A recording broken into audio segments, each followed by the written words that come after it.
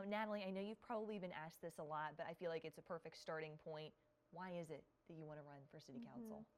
So I actually grew up here in Austin. I lived in the very area that I'm running to represent in North Austin, went to elementary school in the district in Allendale, Murkison and Anderson High School, graduated from UT Austin. So, then went on to have a child, and I'm raising a family here. So this city is really important to me. Yeah. I have become concerned because the people I grew up with are no longer able to afford to live in the very neighborhoods that we grew up in, and they're now being pushed to the outskirts of the city where they then have to drive in and contribute to the traffic congestion that we see every day.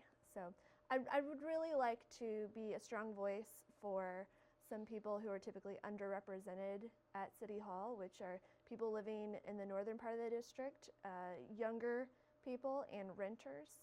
They typically don't get as loud as a voice as they should, and I think it's really important because the future is important to all those groups, and I want somebody with a strong vision for the future of the city to be a District 7 representative.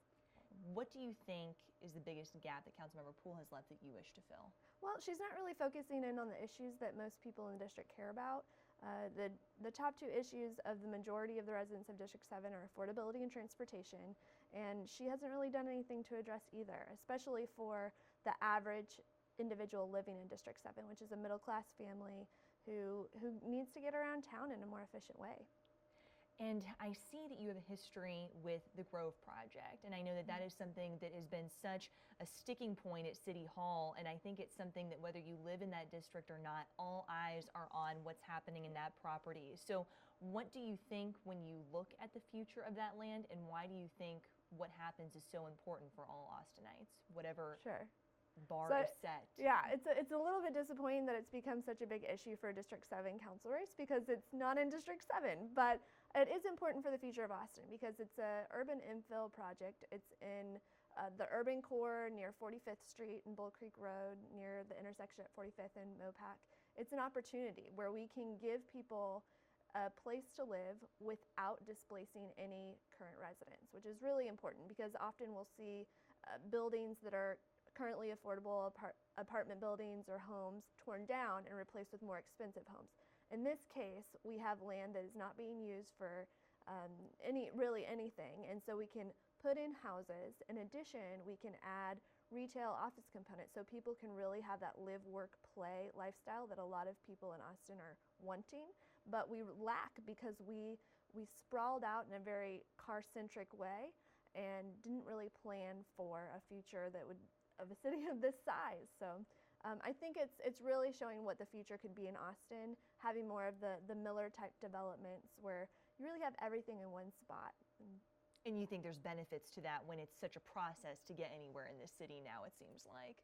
Yes, exactly. And I say that a lot. You know, we all go to restaurants that are really popular like Chewy's or a Torchy's, and it's great that we have multiple locations around town because we don't have to drive 10 miles across town to go to that restaurant. So as density increases in your area, you have amenities closer to you, and that can make dealing with additional traffic less of an issue for the average person.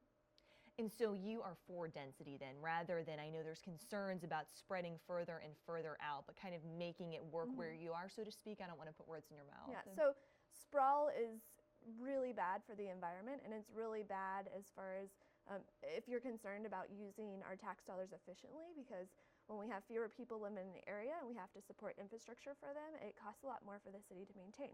So I'm really looking at those types of things when I look at density.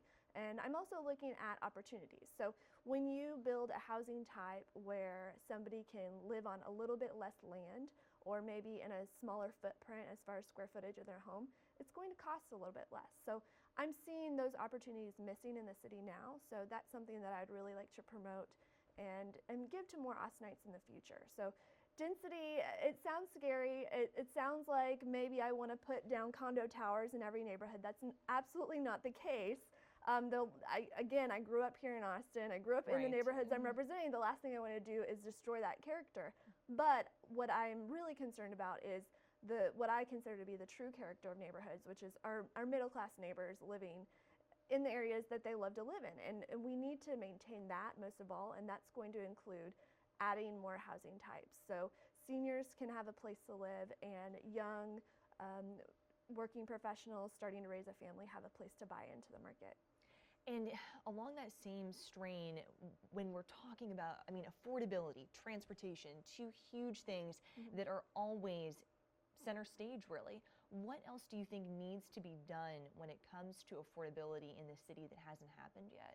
So I think when you mention affordability and transportation, to me, those things are really intertwined, because where you live might determine what you're able to do as far as your mode of transportation. So we need to make sure that we remove all the barriers to alternative modes of transportation for the people who want to use it. And I can tell you, I go and I knock on doors every day, and I'm hearing from people, they would like to get out of their car more, but the problem is that they can't.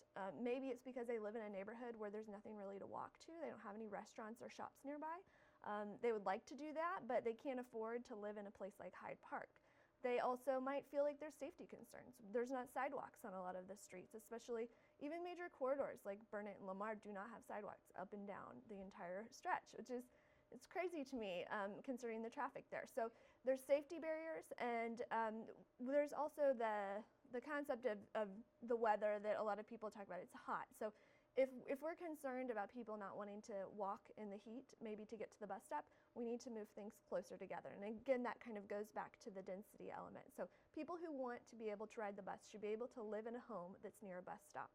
And that's going to be our job to make sure we allow that to happen.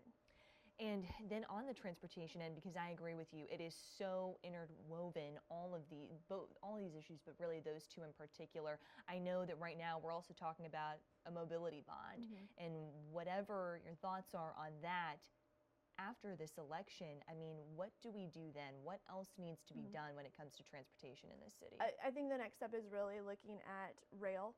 A lot of people have talked to me as I go door to door and talk to the neighbors.